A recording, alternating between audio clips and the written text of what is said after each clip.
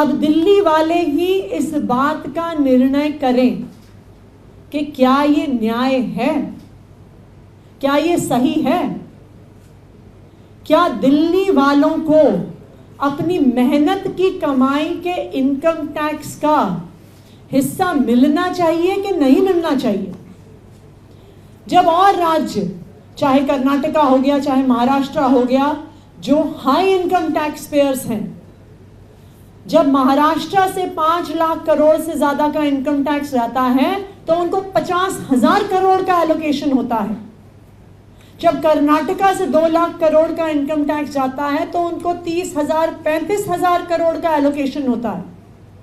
तो जब दिल्ली वाले 2 लाख करोड़ का इनकम टैक्स देते हैं तो हमें share in taxes, disaster response, loans, advances, infrastructure के लिए सब मिला के सिर्फ 1061 करोड़ क्यों मिलता है?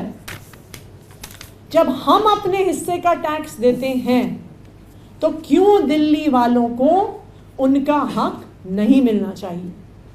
आज दिल्ली वालों के साथ भारतीय जनता पार्टी शासित केंद्र सरकार अंग्रेजों की तरह अत्याचार कर रही है कि जिस तरह से अंग्रेज भारत आते थे, भारत का जो पैसा है वो टैक्स के तौर पर लेकर जाते थे और फिर अपने देश के विकास के लिए लगा देते थे। भारत में कुछ नहीं लगाते थे, भारत को टुकड़े मिलते थे, क्रम्स मिलते थे।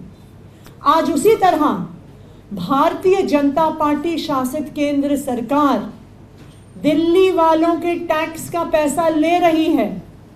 हर साल 2 लाख करोड़ ले रही है।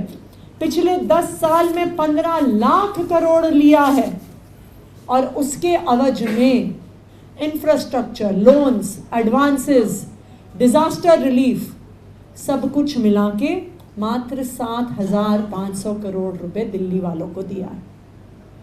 तो अब मैं दिल्ली वालों की तरफ से भारतीय जनता पार्टी शासित केंद्र सरकार से पूछना चाहती हूँ कि दिल्ली वालों के साथ अन्याय क्यों?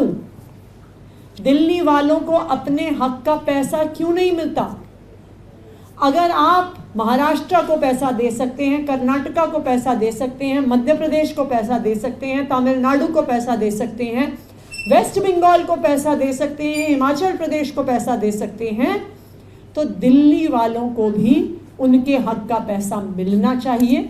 ये दिल्ली वालों की मांग है। अगर आप ये वीडियो YouTube पर देख रहे हैं तो हमारे चैनल को सब्सक्राइब करें और बेल आइकन को दबाना ना भूलें। अगर आप Facebook पर ये वीडियो देख रहे हैं तो हमारे पेज को लाइक करें।